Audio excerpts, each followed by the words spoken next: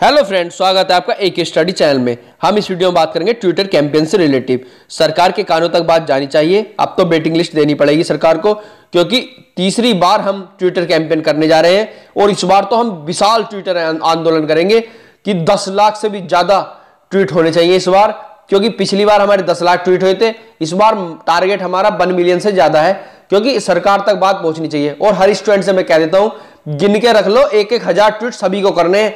क्या वो आप हो या हम हो, कोई भी यूट्यूबर हो, कोई भी टीचर हो, सभी को 1-1 हजार ट्वीट करने हैं। मैं मानता हूं लिमिटेशन होती है, लेकिन कुछ देर के बाद वो लिमिटेशन भी खुल जाती है ट्वीट करने की, तो फिर दोबारा स्टार्ट कर देना है ट्वीट, रीट्वीट, क्योंकि उससे क्या होगा, आपका बहुत फायदा होगा।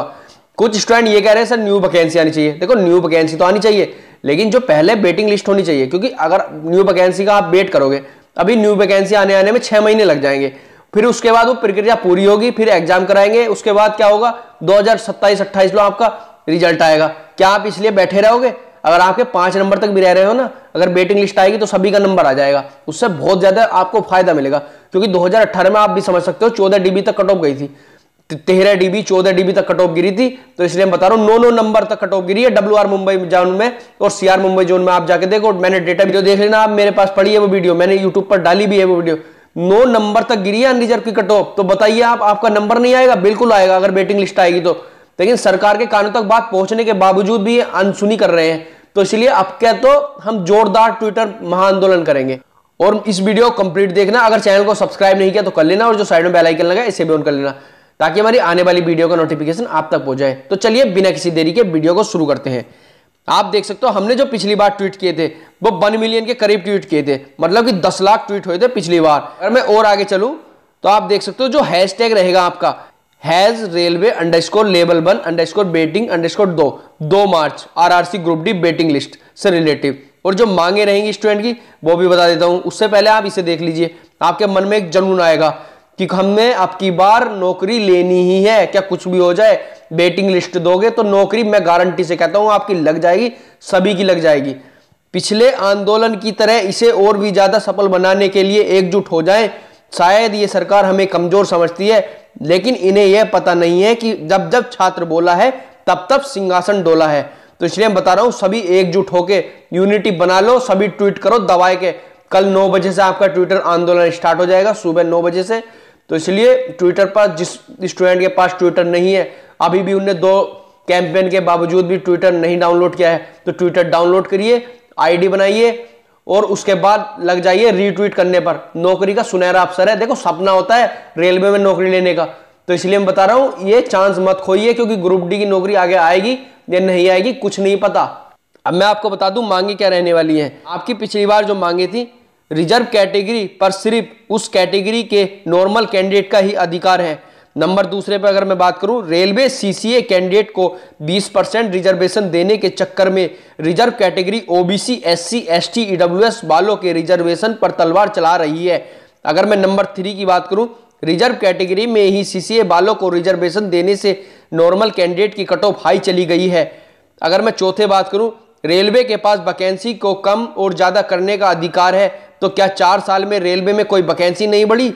अगर मैं 5वीं की बात करूं, रेलवे वैकेंसी को बढ़ाकर CCA कैंडिडेट को वहां समायोजित करे और नॉर्मल कैंडिडेट के हित में भी सोचे। देखो, आपके लिए मैं हमेशा आवाज उठाता रहूंगा और अब भी उठा रहा हूं।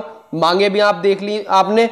अगर आप इसका स्क्रीनशॉट भी लेना चाहते हो तो ले लेना, क्योंकि कल को ये बहुत काम आएगा रीट्वीट करने के टाइम पे। ये भी स्क्रीनशॉट ले लेना आप, और इसका भी आप स्क्रीनशॉट ले लेना, क्योंकि स्टूडेंट के मन में मोटिवेशन आएगा कि हमारे अंदर एक यूनिटी रहेगी तो हम सरकार तक हिला देंगे। अगर आप एक बात बताओ, आपके अंदर यूनिटी नहीं रहेगी तो सरकार तो अपने मनमानी काम करेगी, वैकेंसी भी देगी नहीं देगी उनकी मर्जी। क्योंकि कभी भी चुनाव, मैं आपको आज रियलिटी बताऊं, कभी चुनाव रोजगार के नाम पे नहीं होता। रोजगार के नाम पे कभी भी चुनाव नहीं होता, इस बार भी नहीं होगा रोजगार के नाम पे चुनाव।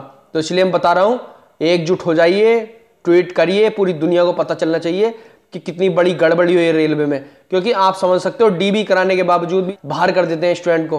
कल को धुआं कर दो ट्विटर पर, क्योंकि अगर अपने मन में अगर आप ऐसे ही सोचोगे कि नहीं कोई बात नहीं, तो आगे को भी चांस खोते चले जाओगे। न्यू वैकेंसी भी नहीं आएगी आपकी अगर आप ट्विटर पर कैंपेन नहीं करोगे, क्योंकि न्यू वैकेंसी से रिलेटिव भी हमें ट्विटर पर कैंपेन करना पड़ेगा। लेकिन उससे पहले वेटिंग लिस्ट देने चाहिए सरकार को। वेटिंग लिस्ट से रिलेटिव हम ट्विटर पर कैंपेन करने जा रहे हैं तीसरी बार। पिछली बार हमने लाखों में ट्वीट किए थे, उसकी बार 1 मिलियन में 10 लाख के करीब ट्वीट हो गए। अब की बार तो करोड़ों में ट्वीट होने चाहिए स्टूडेंट के, जब जाके सरकार की आंख खुलेगी। क्योंकि आप सोचो उस बात को, जब आपने धरना दिया था, जब वैकेंसी कंप्लीट नहीं करा रही थी ये सरकार, आपका 2019 में फॉर्म डालने के बावजूद भी, और 2022 में आप समझ सकते हो पेपर हुआ आपका, और 2023 में भी कंप्लीट हो रही है प्रक्रिया, उसके बावजूद भी आपको पता नहीं कि सही चल रही प्रक्रिया गलत चल रही है। क्योंकि वेटिंग लिस्ट का स्टैंडर्ड है, रेलवे में वेटिंग लिस्ट जरूर आती है कि अब फर्स्ट डीबी के बाद सेकंड डीबी तो 110% लगेगी और थर्ड डीबी भी लगेगी। तो इसलिए मैं बता रहा हूँ, अगर ये वेटिंग लिस्ट की कोई मांग नहीं करोगे आप तो आप पछताओगे। इसलिए एकजुट हो जाइए और ट्वीट रीट्वीट करिए। वहाँ 1000 हर पर स्टूडेंट 1000 ट्वीट करना चाहिए, क्योंकि सरकार के कानों तक बात पहुँचनी चाहिए। क्योंकि हमारे पिछली बार भी ट्वीट डिलीट हुए थे, तो इस बार इतने ट्वीट करो कि ट्वीट कितने भी डिलीट कर दें हुए, जब भी हमारे 5 मिलियन 10 मिलियन के करीब ट्वीट होने चाहिए।